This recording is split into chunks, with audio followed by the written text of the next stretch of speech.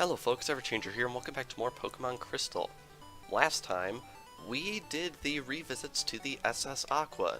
Entirely optional content, but quite a few battles there, and I figured it would be good to show them off.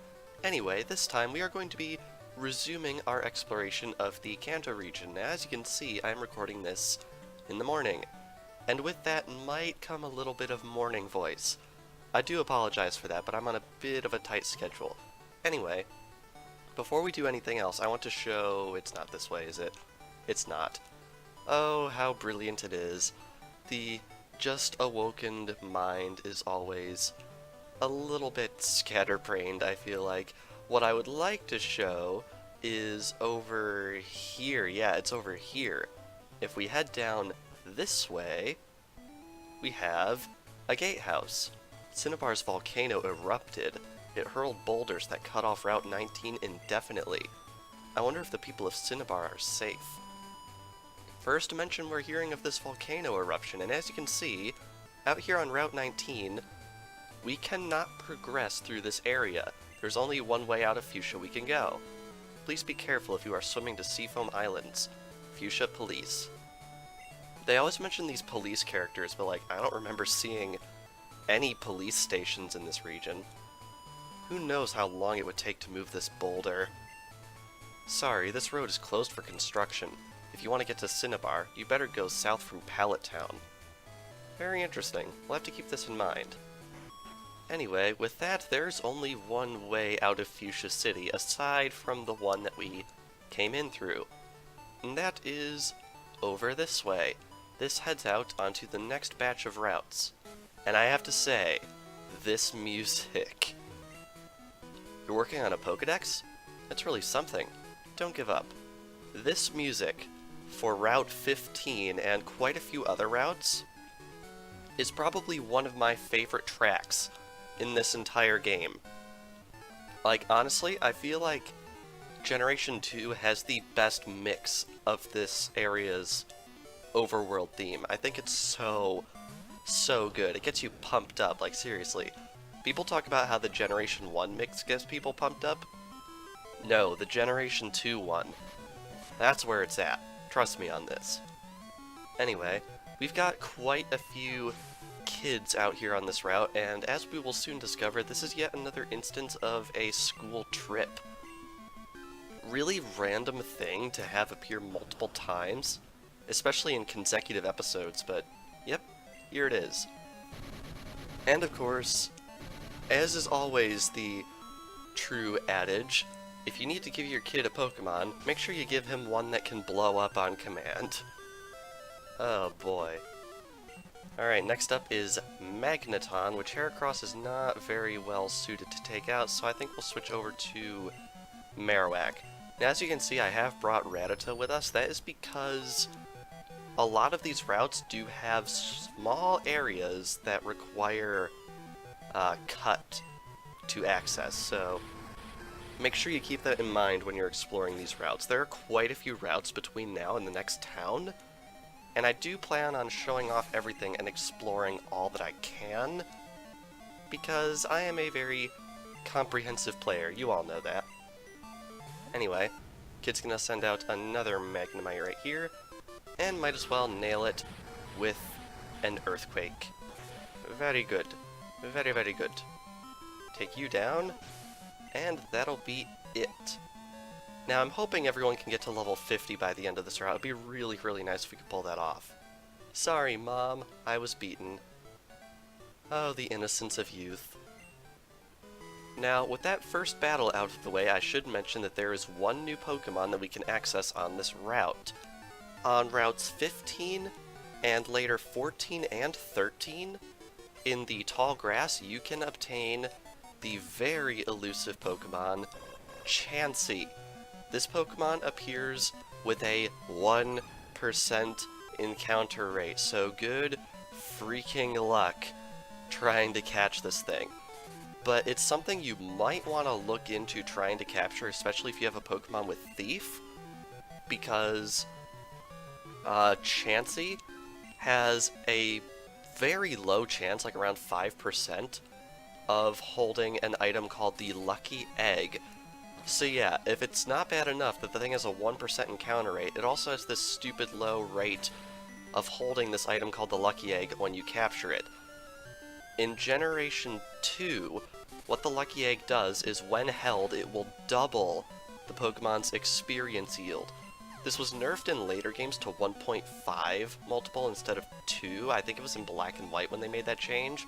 But in this game, it's very, very good. So I'd recommend going to get that if you're really, really concerned about your experience levels, but you have to wonder how long you would have to train your Pokemon to make the time it would take to get the Lucky Egg worth it. Anyway, Chansey can evolve into Blissey once it is leveled up with high enough happiness, so that might be something worth looking into. Now, there's also another reason you might want to capture a Chansey, but I'm not going to go over that until we see exactly what I'm referring to with that, because it is something that's not going to be appearing for probably another 10-ish minutes of gameplay, and I don't want to spoil it quite yet. And I have to say, Thief is a really crappy Dark-type move. I mean, sheesh. Alright. And next up, I believe, we have the sign, Route 15, Fuchsia City to Lavender Town, and we have a trainer. On sunny days, I think the kids would rather be playing in the schoolyard than studying in class. I can definitely relate to that. In 10th grade, in my biology class, my biology professor every once in a while would take all of us out, like out back in the school, like into the woods, and I know that sounds creepy, but I mean I guess he was a little creepy. But basically what we would do is we would go outside, look at plants and things like that, because field work is definitely a much quicker way to learn. It's funny, now that I say it back out to myself, that was a really creepy thing to have him do, but I mean, I'm still here, I'm still alive, and I haven't heard about him getting arrested yet, so we're probably okay. Alright, gonna use Surf on this Cubone right here. I know a lot of people give HM moves flack, but I gotta say, Surf is probably one of my favorite moves ever, just because it's a really strong, really easy to get, just standard water-type move, and you can never really go wrong with something like that. And we have defeated Teacher Hillary. I didn't want to lose. Yeah. Alright. Next up, we have even more children, because beating up the pets of children is what we do best. My favorite class is gym. You, sir, are wrong. Your favorite class should be math class. Honestly, I gotta say, yeah, I am one of those people who would rather be in a math class than a gym class any day of the week. And of course, once again, we have very, very low-leveled opponents. Level 27, like, seeing level 20-something opponents at this stage in the game should be against the freaking law.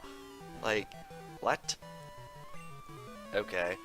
Alright. Now, unfortunately, Heracross isn't the best Pokemon to take out these sets of Pokemon here that we're seeing. And you'll probably notice we have left Espeon in the PC to make room for our Cutter. That's pretty much simply because Espeon's already level 52.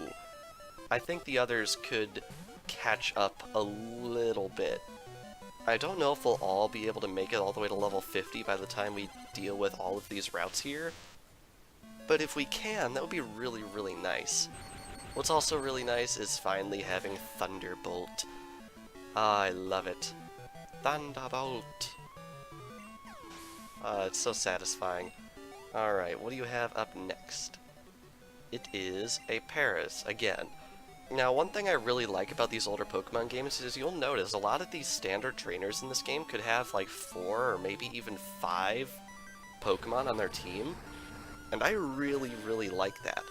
In more recent generations, opponents have been given only like 1 or 2, or very rarely 3 Pokemon, and you pretty much never see them with 4 or 5.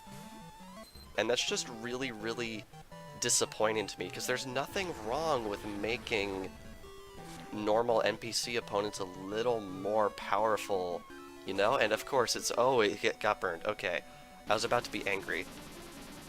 Also, I love how when Ditto transforms in this generation, it maintains its purple coloring. Like, I love that. Look at that. Purple Electabuzz, and now it's gone. Alright, looks like Electabuzz is probably going to be our next team member to level 50, and I can definitely get behind that. Could be really nice. Alright. Have you forgotten anything? I mean, I don't think I've forgotten everything. I've got my notes pulled up right here on the other screen. Oh wow, there's another teacher right here, Teacher Colette. And she only has a single Clefairy. Okay. Now, fun fact about Clefairy, if you didn't hatch a Cleffa out of the odd egg, you are still unable to obtain this Pokemon. Seriously. I was looking at my list and we've got, I believe, less than 20 Pokemon that we haven't gone over yet. But still, there are some really strange omissions from like relatively early on in the Pokedex that for some reason we just cannot access. We're on a field trip to Lavender Radio Tower for social studies. See? They call them social studies. My dad always got on my school's case for calling it social studies, but like, even back then in the good old year of 2001, they still called it that. Alright, got a Bellsprout coming out here. Now, this route only has 6 trainers on it, which isn't too much less than what we saw in Generation 1. But some of these other routes got seriously nerfed when it came to how many trainers appeared on them, and I think that's mainly because of cartridge space. But yeah, if it wasn't bad enough that you have all these low-leveled opponents, there's also just not very many of them. It's really, really unfortunate. Alright, got a Weepin' Bell coming out next. I think we'll switch over to Crobat. I don't think Crobat's had a lot of screen time as of late, so I think we should give it some. And, I mean, you can never go wrong with the color purple. Alright, got a Wing Attack right there, and that should bring down Weepin' Bell in one shot, and if this next Pokemon's a Victory Bell... Let's see here. It is... Yep, it's a Victory Bell. I know how to call them. I usually don't look at team lists for regular trainers prior to recording. I usually only check how many trainers there are, and I also look up the rosters for the boss fights. So yeah, whenever I make a guess as to a regular NPC trainer's team, it's usually just a straight up guess. And we have defeated Schoolboy Johnny. You're wickedly tough. You bet I am, buddy. And with that, I think I'll go back and heal off that poison. Alright, we are back, and that poison is all healed off, which is very nice. And here we have Route 14, and we can use Cut on this tree right here, and we can just nip right across this way super quickly, and we can grab the one item on Route 15, which is this PP Up. Very, very nice. And of course, since we reloaded the map, I believe... Oh wow, no, this tree is actually still cut. Interesting. Okay. Alright, now on Route 14, there are not a whole lot of trainers. Talk to me, buddy. My dream is to fly with my beloved bird Pokemon. This route only has 3 trainers on it, which is not a lot. Especially when you compare it to previous games in the series. Alright, got a Fearow coming out right here. Now there's one interesting fact about Route 14 that I feel like a lot of people don't know if they haven't played the remake of this game. And that is that, obviously, as you might imagine, in the remakes Heart Gold and Soul Silver, you do not have a showdown with Suicune at the Tin Tower. But you don't just catch it in the wild as a roaming Pokemon either. They actually added in a slightly modified version of the Crystal subplot for Suicune into the remake. And in that game, you actually chase Suicune across 2 regions instead of just 1. So you'll see it in front of Mount Mortar and in Cianwood City in the remake, but after that you do not see it again until you arrive in Vermilion City, where you'll actually see it in the bay, which is really, really cool. And once you see it in the bay, you won't see it again until you meet up with it here on Route 14. You will see it again, and it will once again take off. Where will you finally meet it? Well, let's just say there is a nice spot in Kanto overlooking the ocean where you will meet it for actual battle in the remake, which we have not actually visited yet here, but it's a really, really neat detail that I think a lot of people don't actually know, because it's in the remake, and it's in the post-game, so I feel like not a whole lot of people made it that far compared to the people that just got to the end of the league and said, alright, I'm done. I can dream, but I can't ever fly. Alright. Now, heading up this way, I believe, is something of relative importance. Well, first off, we have a trainer. Hi, did you know? Pokemon get more friendly if you train them in a place that they remember. Yes, this is true. I believe I mentioned this before, and I'm pretty sure it's only true in Crystal? So, I have to wonder if this dialogue was changed between Gold and Silver and this game. But yeah, I'm pretty sure only in Crystal, if you train a Pokemon in the area in which it was caught, its happiness yields will all be increased, which is really cool. So like, if you level up a Pokemon in the area in which you caught it, it will gain more happiness than if you level it up in any other area in the game, which is really neat. And the Pokéseer can be really useful for this, because the Pokéseer can actually tell you where you met your Pokemon, so you can go back and check, and then train your Pokemon there, which is really, really neat. Chansey's cute, but I don't have it. Do you have Chansey? Want to trade it for my Aerodactyl? If you capture a Chansey, you can trade it to this lady, and you can get the only Aerodactyl in the entire game. So this is the only way to obtain Aerodactyl. In the remake, I'm pretty sure you can find fossils of Aerodactyl and have them revived somewhere in the game, but here, this is the only way to get it. If you make this trade, this Aerodactyl will be holding a gold berry. But unfortunately, since I do not have a Chansey and I have no interest in finding one for myself, you don't want to trade? Oh, darn. Oh, hey! I believe this is our first wild encounter, and I swear to God, if that had been a Chansey, I would have lost it. I believe this is our first wild encounter in the Kanto region on screen, and yes, there is a new wild battle theme. Very interesting, but honestly, I don't have any interest in catching wild Pokemon in Kanto, so yeah. Although there is one wild Pokemon in the Kanto region I actually probably will capture just because it'll be one of those Pokemon that won't appear again. Let me tell you, I had a hard time catching my prized Pokemon. Alrighty, buddy. Let's see what you can pull off for us. Pokefan Carter wants to battle. Okay. Sends out a Bulbasaur.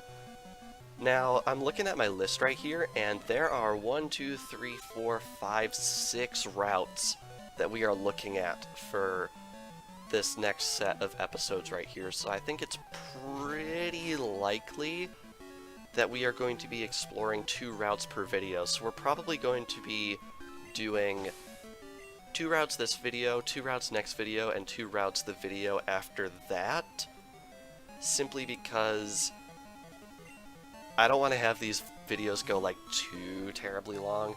So yeah, we've basically been just quick-shotting all of these gyms in the Kanto region so far, but we're actually not going to be seeing another gym for a little bit, which is actually really refreshing. It lets me have more fun with the video titles and thumbnails. Alright, next up we have a Squirtle right here. Now, I suppose one thing I should mention, I believe every single route I am showing here between Fuchsia City and Lavender Town is technically optional, because you can actually come at Lavender Town from a completely different direction. You can come at it from the north by looping north of Saffron City and then turning east and going through a cave. So yeah, then everything in the next 3 episodes I suppose is technically optional, because you do not actually have to explore any of it, which is really interesting. North to Lavender Town, west to Fuchsia City. Very, very cool indeed. But anyway, with that mention of me doing 2 routes per video, we are actually done with our 2 routes. Also, I find it really neat how I'm actually taking this path in reverse from the way I took it in yellow. Just shows the many, many different ways you can navigate Kanto if you put your mind to it. But yeah, I think with that, we are going to be ending things off here. So, this past episode of Pokemon Crystal, we began our conquest of this big chunk of routes along the eastern seaboard of the Kanto region. Check it out, look at that big stretch that we're looking at. A lot more routes to be checking out. We're going to be checking out this route, and eventually this route. So yeah, lots of routes to explore.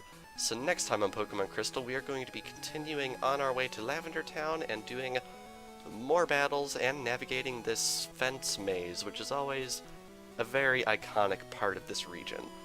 So without further ado, thank you all for watching, and I'll see you guys next time.